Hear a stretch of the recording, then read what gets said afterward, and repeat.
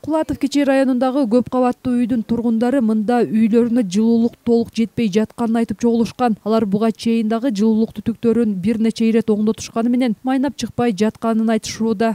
Биздин негизги эле көйгөйүбүз ошо өзүбүздүн подвалыбызда деп айтып атышат. Көпчүлүк мына котельныйдын чоңдору дагы ошо өзүңөрдө дейт. Бизге келип атат, система жакшы эмес экен. Подвалдан кеткен экен бардыгы. Ошол өздөрүнчө биринчи чыгарып алган. Биз турба тарт электе чыгарып алышкан өздөрүнчө. Андан кийинки жылдары турба койдурдук. Койдургандан кийин алардын кестирип таштап, кайта ошол турбага отургула дегенбиз. Отурганбыз. Бардыгыбыз ошол турбада отуруп, үй жакшы эле жылган. Ошондо деле жылбагандардыкы жылбай атты. Мүмкүн ички системасында проблема бардыр. Анан былтыр кыш мезгилинде дагы жылбай калып, буздуруп, оңдоп, бирине бири шылтап, оңдоп жасаткан. Ошодан кийин система бузулду да.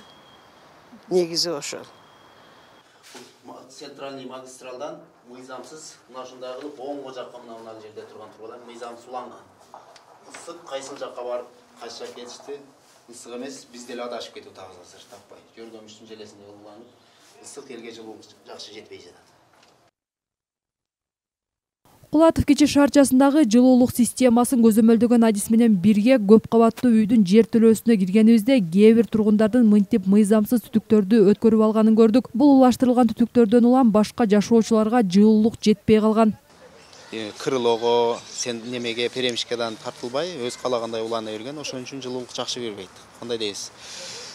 Борбордук немеден жөргөмүштүн желесинде дейбизби, ар ким ар жакка тартып кете берген да. Анан суунун айлампасы начар, ошодон жылуулук жакшы келбей жатат.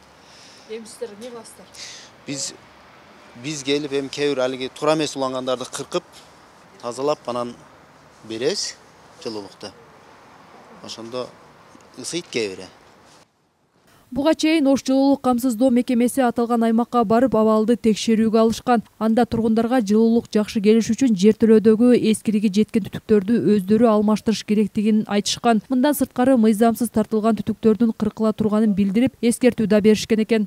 Ошол жердеги жашоочулар менен жолугушууларды өткөргөнбүз. Өткөргөндө биз алардын азыр эң көп кабаттуу үйлөрдө көйгөй болгон подвалдык түтүктөр эскилиги жетип, циркуляция жүрбөй калганда.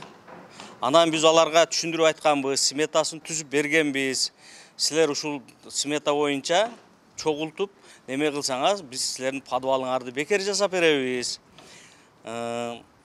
Деп элдер менен чогулуш өткөрүп, сүйлөшкөнбүз.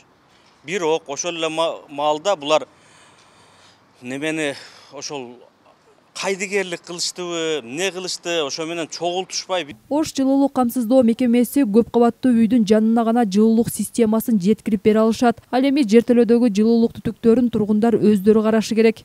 Подвал алардын менчиги болуп эсептелет да үйдүн. Биз менен алардын граница раздел деп коебуз. Биз менен алардын границасы бар да бөлүнгөн. Биз ошол элеваторго чейин жеткирип беришибиз керек. Алар өздөрү ошон биз ошол жерге чейин жеткирип, биздин түтүктөрүбүз барып, ысык температуралары быйыл өтө жакшы неме кылып апарып жеткирип бердик. Бирок алар өздөрү ала албай атышпайбы? Үйлөрдүн системасындагы турбалар толуп калган. Кече бир немелер бар эле. Турбаларыбыз көрсөтүп да көрдүк эле да, мына толуп калган болсо биз кандай кылабыз? Анан ошонун турбаларын алып бергиле, биз силерге бекер жасап берели десек, ошолор дагы азыр уюша албай жаткан негизинде ошондой болуп атат да. Ош шаарын жылуулук менен эки мекеме камсыз кылат. Жыл сайын бул багытта көйгөй жаралып, айрым жашоочулар жылуулук жакшы жетпей жатканын айтып, нааразы болгон учурлар болот. Ушул тапта калаада жалпысынан 276 көп кабаттуу үй жылуулукка туташтырылган. Айжамал Түгөлбай кызы, Кудайберди Дыйканов, ТМЖ жаңылыктары.